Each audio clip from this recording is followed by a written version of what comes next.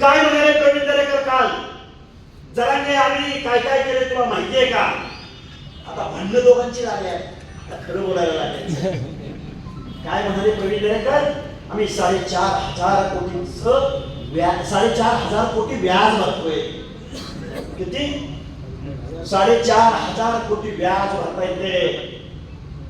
आमच्या ओबीसीच्या बजेटचं तुम्ही किती व्याज भरता? आम्हाला किती बजेट देता? तुम्ही अण्णासाहेब पाटील महामंडळाला तुम्ही हजारो कोटीचं कर्ज दिलं, बिनव्याजी कर्ज दिलं. तो अधिकार तुम्हाला दिला कुणी? कारण या महाराष्ट्रामधल्या लोकनियुक्त सरकार, मुख्यमंत्री महोदय, अरे आर्थिक बेसवरती तुम्ही कसं काय एका कम्युनिटीला एवढी योजना, एवढी खैरात वाटता? जे सामाजिक दृष्ट्या मागास आहेत त्या महाराष्ट्रातल्या 50 ते 60% लोकांना तुम्ही पुन्हा 1% सुद्धा बजेटरी तरतूद करत नाही. लाज वाटते ओबीसी म्हणून घ्यायची. कारण या 50 ते 60% ओबीसीचं एकाही जिल्ह्याच्या ठिकाणी वसतिगृह नाही. तुमची पोरं शिकली नाही पाहिजे, तुमच्या महाज्योतीला निधी नाही मिळाला पाहिजे, तुमच्यातल्या पोरांना तिकीट नाही मिळाली पाहिजे, तुमच्यातली माणसं आमदार खासदार नाही झाली पाहिजे. स्वर्गीय गोपीनाथराव मुंडे यांचा पहिल्या कारखान्याला परवानगी मिळायला अटल बिहारी वाजपेयीला शपथ घ्यावी लागली. एका उदाहरणामध्येच दिले तुम्हाला. कारण राजसत्ता ही अंतिम असते. त्यामुळे साहेब नुसतं समाजकारण करून नाही चालणार. तुम्हाला आम्हाला राजकारणात जावं लागेल, राजसत्तेत जावं लागेल, हक्क आणि अधिकार हातात घ्यावे लागतील. या माझ्या महाराष्ट्राच्या विधानसभेमध्ये जर ओबीसीचा आवाज उठवणारी 5-50 पोरं असते तर सगळ्या सोयीचा अध्यादेश करायची हिंमत झाली असते का या गव्हर्नमेंटची?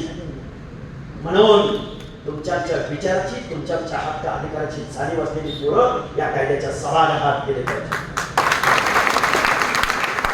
काय म्हणतो आंदोलक? आंदोलक म्हणतो आमचं आणि ओबीसीचं भांडण नाही. काय म्हणतो? आमचं आणि ओबीसी, आम्ही 50 रुपयाचं पेट्रोल एकमेकाच्या गाडीत घालतो आणि भांडण लावलं, एवढेवाल्यांना भांडण लावलं. त्या माणसाला आमचा प्रश्न आहे, आमचा सवाल आहे. आम्हाला त्याला प्रश्न विचारायचा आहे. तुझं आणि ओबीसीचं भांडण नाही तर तुला ओबीसी मधूनच का आरक्षण पाहिजे? काय म्हणायचं एका बाजूला? आमचं आणि धनगराचं भांडण नाही, आणि आता अजूनही जावई शिवकावला केली.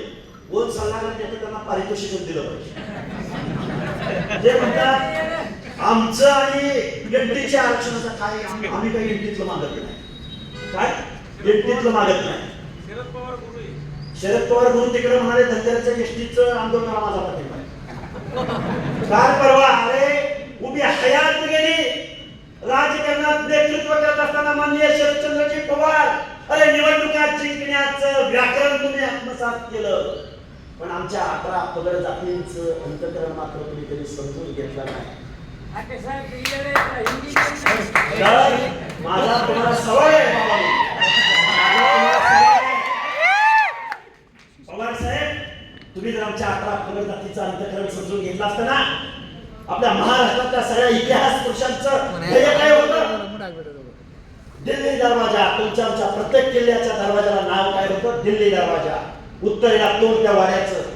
आणि तुमचं आमचं सगळ्यांचं स्वप्न काय असायचं की दिल्लीच्या तख्तावरती आमचा मराठी माणूस, आमच्या मराठी माणूस बसला पाहिजे. अरे त्याच्या पुढचं सांगतो, त्याच्या पुढचं सांगतो. पवार साहेब, जर आमच्या 11 पगड जातींना तुम्ही बरोबर घेतलं असतं, आमच्या 11 पगड जातीचं अंतकरण तुम्ही समजून घेतलं असतं, अरे काय आमच्या भटक्या विमुक्तांच्या, आमच्या कुरमुड्या जोशाच्या, आमच्या पारड्याच्या, आमच्या बेड रामोशाच्या, आमच्या मेडपाळाच्या, आमच्या बंजाराच्या, आमच्या वंजारी समाजाच्या, माळी साडी कोळी केल्याच्या, आमच्या ताटातलं मागासवर्गीयाचं आरक्षण तुम्हाला पाहिजे. अरे तुम्ही शेकडो वर्षाचे शासन, किती वर्षाचे?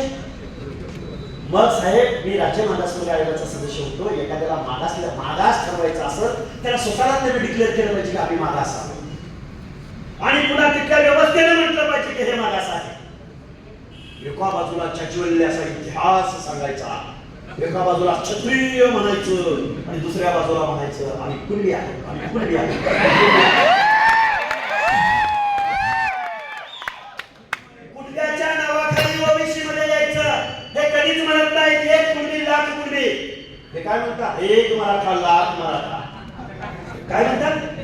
एक मराठा लाख मराठा. अरे म्हणा ना, एक कुणबी लाख कुणबी. तुम्हाला कुणब्याचं पाहिजे का? तुम्हाला कुणबी कुणबी या नावाचा असा सुख तुम्ही पकडले आणि त्या सुखावरनं तुम्ही वर चालाय. म्हणा ना कधीतरी एक कुणबी लाख कुणबी म्हणा. अरे जो शोषित आहे, जो वंचित आहे, जो गाव गाड्याचा शारीरिक श्रमाचं काम करणारा मेंढपाळ आहे, जो गाव गाड्यामधला ऊसतोड करणारा मजूर आहे, जो पुणे मुंबई औरंगाबाद समाज आहे ना, तर या शहरामध्ये बांधकाम मजूर म्हणून त्याच्या लेकरा बाळाच्या तोंडामध्ये माती जाते, छोट्या छोट्या छोट्या बाळांच्या. तुम्हाला मला कधी या गोष्टीची चीड येणार आहे का नाही या व्यवस्थेच्या विरोधामध्ये? कारखाने बंद पडले की इकडे हजारो कोटीची खैरात तुम्ही वाटता.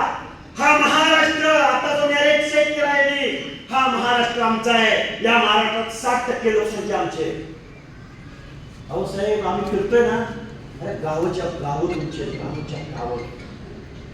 एक तालुका असं नाही की तिथं 60% आमच्या जरांगे पाटलाची संख्या.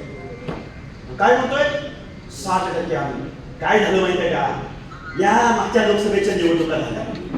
लोकसभा निवडणुकीमध्ये काय झालं?